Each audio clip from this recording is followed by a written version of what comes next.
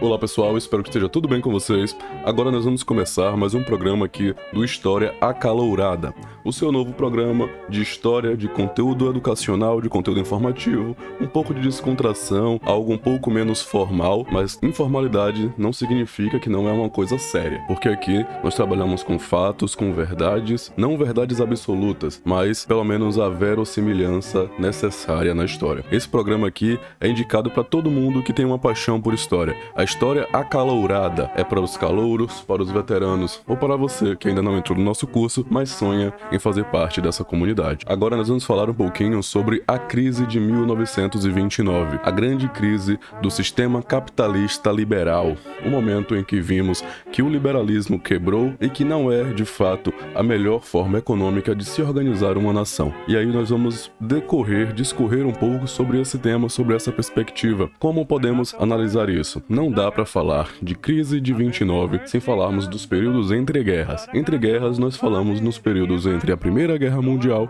e a Segunda Guerra Mundial. E para falar do entre guerras, temos que sim voltar um pouco no passado, especificamente na Primeira Guerra Mundial, que finda em 1918. Na Primeira Guerra, nós sabemos que existiam as Tríplices Alianças e as Tríplices Ententes. Os Estados Unidos, de certa forma, estaria apoiando a Tríplice Aliança, porém eles não estavam no conflito. Era sempre de forma indireta, ganhando muito no seu sistema capitalista, nas suas produções, ganhando muito dinheiro com a guerra, com as mortes, com todo aquele processo que estava acontecendo nesse período, essa guerra, essa luta imperialista. Porque nós sabemos que esse conflito foi um conflito imperialista e não um conflito que beneficiaria de fato as populações, mas sim as grandes empresas, indústrias, essas nações capitalistas desse momento. Logo, quando a gente entende que os Estados Unidos estariam apoiando de forma indireta, vendendo recursos, vendendo armas, ganhando, vendendo muito, ele tinha essa forma de contribuição com esse período, com esse conflito. Porém,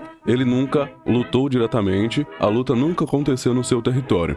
Mas, dali adiante, depois de um certo período, nós sabemos que a Rússia, ela sai da guerra, com o Tratado de Brest-Litovsk, onde ela cede territórios para a Alemanha em troca da sua retirada. E logo, com essa retirada, a Tríplice Aliança acaba se enfraquecendo nessa guerra, juntamente com uma força da Alemanha, com a força dos Ententes, que estão ali já levantando esse conflito, já quase cantando vitória. Com isso, os Estados Unidos, que estavam lá no canto, que estava lucrando, vendendo bastante, mas ainda não estava recebendo seus pagamentos, porque isso ele só receberia de fato lá depois da guerra, com a vitória das alianças, dos aliados. Ele percebe que os aliados estavam enfraquecidos, que os aliados estavam morrendo, perdendo soldados, estava tudo quase acabando. Então, os Estados Unidos percebe que se ele não intervir, se ele não entrar nesse conflito, eles vão perder dinheiro. E já eram bilhões, milhões de dólares que já tinham vendido e que não iria receber. E se os aliados perdessem, ele não iria receber esse pagamento pelas vendas das suas armas. Então, um dos principais motivos é essa questão econômica,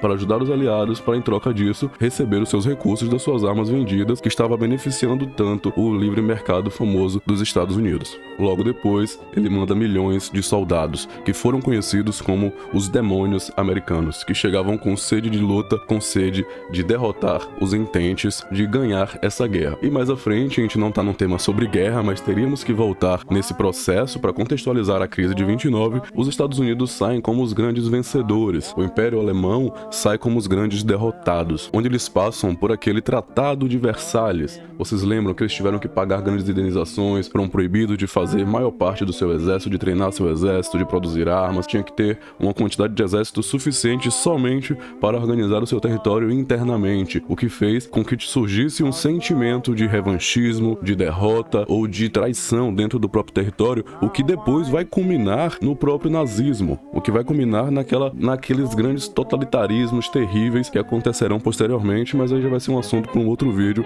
mas que começa aqui, nesse momento. E aí agora nós temos essa grande potência que seria os Estados Unidos. Antes sabemos que a Europa era a grande potência mundial capitalista, e aí adiante nós percebemos que essa Inglaterra já horrorizada, já destruída pela Primeira Guerra Mundial, mundial. Essas nações das alianças, que eram grandes potências, agora estão destruídas. E os Estados Unidos, que não teve conflito dentro dele, que participou somente no finalzinho, que chegou no final todo mundo já surrado, e aí eles ganham esse conflito em cima de algo que já estava acontecendo, mas também para garantir os seus recursos, garantir os seus soldos, digamos assim, ele fica como grande campeão e também como a maior potência do mundo, já que todos estavam destruídos, e agora ele também tem que receber pagamentos pelas suas vendas, pela sua contribuição. Ele agora detém mais da metade, 50% do ouro de todo o planeta. E agora nós começamos a entrar nesse contexto que vai acabar gerando lá na frente a crise de 1929, a grande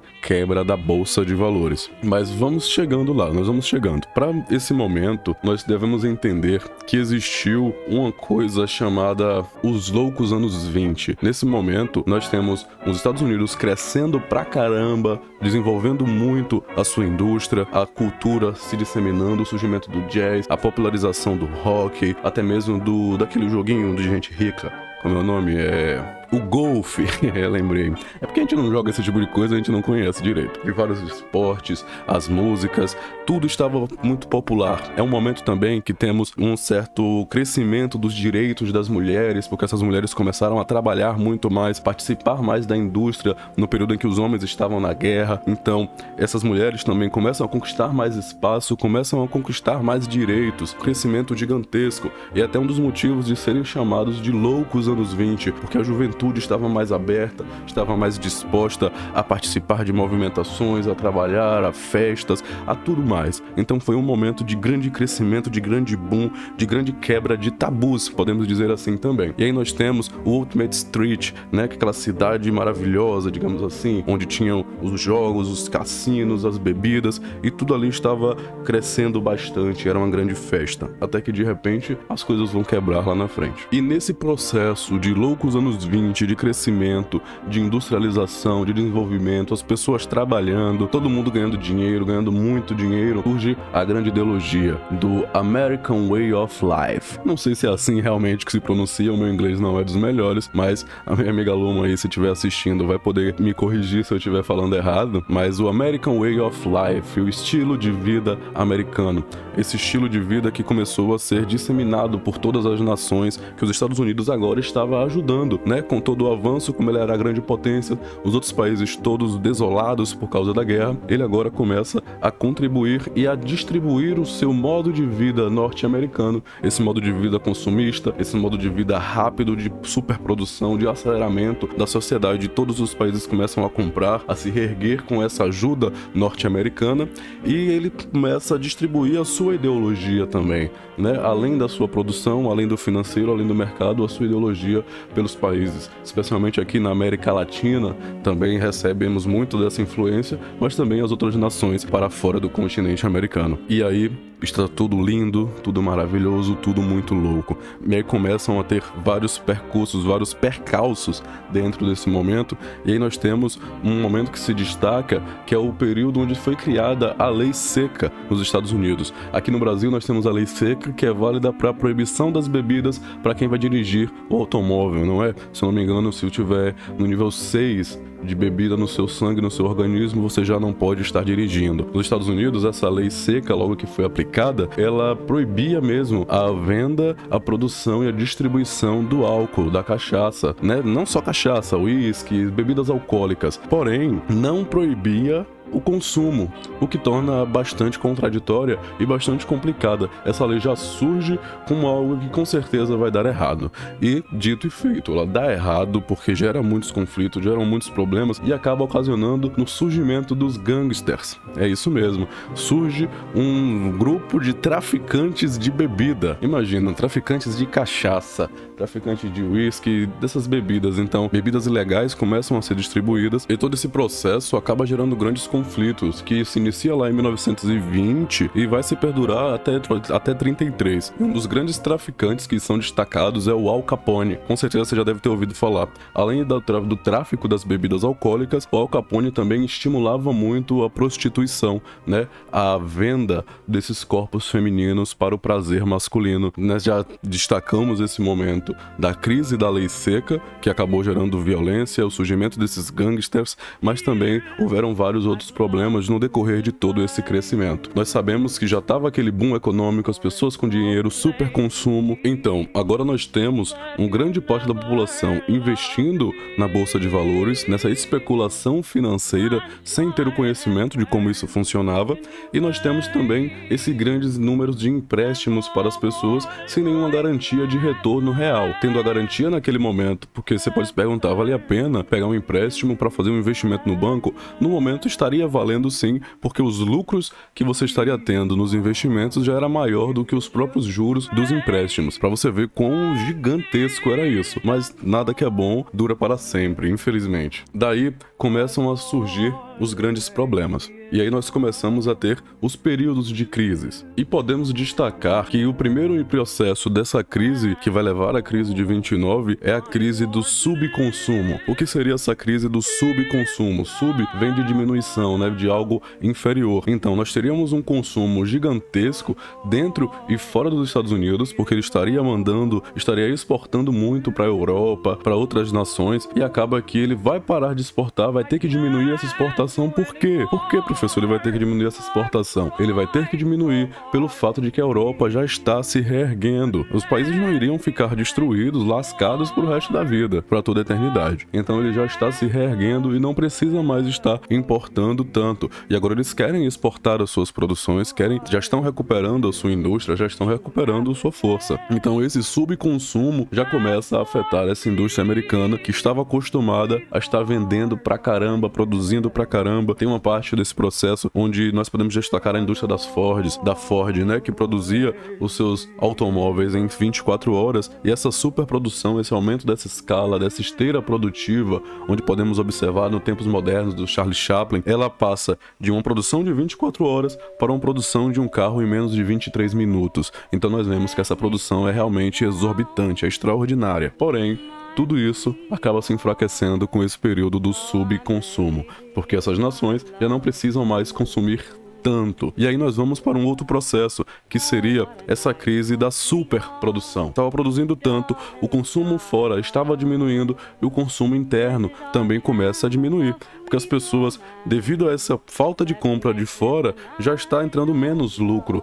dentro da nação dos Estados Unidos. As pessoas que já estavam percebendo, os empresários com mais experiência, que já estavam percebendo esse momento de crise, já começam então a vender as suas ações, começam a sair disso para poder garantir a sua estabilidade. Mas as pessoas, que eram a maioria dos que estavam investindo, era a população menos rica, né? A população mais pobre do país, que não tinha esse conhecimento. E essas ficam e acabam se prejudicando mais ainda lá na frente. Então, com esse subconsumo e essa superprodução, esse material produzido começa a ficar nos estoques, começa a não ser vendido. Vamos tentar fazer uma analogia aqui. Digamos que você tem uma fábrica de produtos para festa, você faz lanches para festa, salgados. E aí todo mês você está tendo 10 festas na sua cidade. Porém, a situação do país, vamos lá, dizendo que lá no Brasil de hoje, a situação começa a enfraquecer e as pessoas já não vão fazer mais tantas festas. Você fazia 10 por mês, esse número de festas vai cair para 5 festas por mês. Mas você estava acostumado com esse crescimento e fazia a produção para 10. Agora, você só teve 5, mas você produziu para 10. Esse produto vai ficar estagnado no seu estoque, vai ficar ali preso. E você pode ter um prejuízo, principalmente se for um produto que é perecível, né? Mas mesmo que não fosse, estaria ali já produzido e você não iria vender, porque não tem demanda mais para isso, porque o consumo diminuiu e a sua produção não diminuiu com a diminuição do consumo. Você acabou continuando produzindo. Foi isso que aconteceu com as empresas. Continuaram produzindo porque não se importaram com o que estaria acontecendo, porque no momento dos Estados Unidos estava existindo esse momento do liberalismo, das empresas estarem dominando o meio, com aquela lógica do John Locke, onde ele diz que a mão invisível do mercado iria organizar tudo. A saúde, a economia, todo o equilíbrio seria dado pela mão invisível do mercado, que iria organizar todos os problemas. Mas aí nós começamos a perceber que num curto período, que num curto prazo, acaso, essa mão invisível inventada pelos liberais deu certo, né? Esteve ali funcionando. As pessoas estavam ganhando muito dinheiro num período de mais ou menos 10, 15 anos, estavam extremamente ricos, estavam crescendo pra caramba. Mas e depois? Quando o consumo diminui, quando a produção se torna exacerbada, sem nenhum Estado, sem nenhuma organização, sem nada que pudesse ajudar, organizar ou prever esse momento, acontece a quebra. Porque a economia sozinha, a economia não, porque o mercado sozinho não tem esse poder. E nós observamos isso em 1929, quando tudo isso acumulado gera a quebra da Bolsa de Valores em 24 de outubro de 1929, onde daí se inicia todo o caos nos Estados Unidos, onde as pessoas que estavam investindo perdem o seu dinheiro, onde os bancos que estavam emprestando muito dinheiro para a população sem ter uma realidade de retorno começam a quebrar e começam a entrar em falência. E não sei se você sabe, mas quando um banco quebra e fale, o seu dinheiro vai junto com ele. O que você colocou naquele banco já some. E principalmente os bancos que estavam quebrando eram os bancos pequenos, os pequenos bancos dos Estados Unidos. E existe uma estimativa de que nesse período, pelo menos 2 bancos fechavam todos os dias nos Estados Unidos da América. E quem coloca dinheiro em banco pequeno? Gente pequena, digamos assim. As pessoas mais pobres é quem colocavam os dinheiros nos bancos menores. Então foram essas pessoas mais pobres que foram as mais afetadas. E a linha de desigualdade social dos Estados Unidos começou a crescer de forma exorbitante. Mas a população rural também começa a sofrer muito. Por quê? Naquele período de crescimento, as pessoas estavam deixando de lado mais essa produção rural, o mercado rural estava diminuindo, as pessoas estavam perdendo seus empregos e agora essa população rural também começa a se enfraquecer com esse processo também. Então o desemprego cresce pra caramba, as pessoas começam a sofrer, as filas de sopa começam a surgir, né? De certa forma surge uma solidariedade entre essas comunidades que começam a tentar se ajudar, doar sopa e algumas coisas assim. Existem também relatos e fatos que mostram que essas pessoas que estavam ali na fila às vezes ficavam um dia inteiro e isso não garantia que ela iria encontrar a sua sopa para poder estar consumindo no final do dia. Para podemos observar quão terrível foi essa situação. E com essa quebra, os Estados Unidos também agora passa a diminuir os seus investimentos na ajuda aos países que sofreram com essa guerra. Começa a parar de dar ajuda para a Europa, por exemplo. E essa Europa também não gosta dessa situação e começa também a investir em movimentos extremistas, em movimentos radicais em outros países, como na Alemanha, como na Itália. Começa a investir nesses movimentos ultranacionalistas, como é o nazismo de Hitler na Alemanha, como é o fascismo de Mussolini na Itália, como vai acontecer também em Portugal, como vai acontecer também em vários outros países. Mas aí, esse já vai ser um assunto um pouco mais pra frente. Nós temos um momento aqui nos Estados Unidos que eles começam a tentar reverter essa situação. Um desses momentos de tentativa de reverter os problemas da crise de 29 foi com o presidente Roosevelt, quando ele instaura o New Deal, que de certa forma é o Estado começando a intervir nessa economia, nessa destruição que estava acontecendo por consequência de um liberalismo desenfreado e inconsequente que não observou de fato o que estava acontecendo na nação e que prejudicou principalmente a população mais pobre, que quase sempre é a população mais prejudicada em todos esses momentos de crise do sistema capitalista. Então esse New Deal começa a ser um movimento de intervenção do Estado para tentar resolver os problemas que estavam acontecendo. Mas devemos entender que o New Deal não foi nenhum milagre. Ele não consertou tudo de fato, não resolveu tudo de fato, até porque não tinha como, estava muito impregnado, muito forte esse momento. Inclusive começa a afetar muitos outros países essa crise. Até mesmo o Brasil, que era um grande exportador de café, começa a ter que diminuir a sua exportação porque não tem demanda, porque os países estão em crise, porque os países já não estão podendo mais comprar tanto café. Até o preço do café para exportar começa a diminuir. Por quê? Porque se não tem demanda, o preço também diminui. São coisas básicas da economia. E daí esse New Deal começa a surgir para tentar resolver esse problema e vai se resolvendo aos poucos, mas tem fatos, questões que começam a afetar os países até mais à frente. Inclusive em 2008 no Brasil tivemos uma grande crise e que essa crise ainda seria uma consequência da crise nos Estados Unidos em 1929. 2029. Esse foi o nosso vídeo de hoje, essa foi a nossa produção. Espero que você tenha gostado. Você pode ver esse conteúdo na íntegra ou no Spotify, no Apple Podcast, onde você pode estar acompanhando, ou em alguma outra plataforma que seja a sua preferida. Você também pode ver a produção em vídeo no nosso canal no YouTube, ou alguns cortes no Shorts, no Reels ou no TikTok. Até a próxima, espero que você tenha gostado.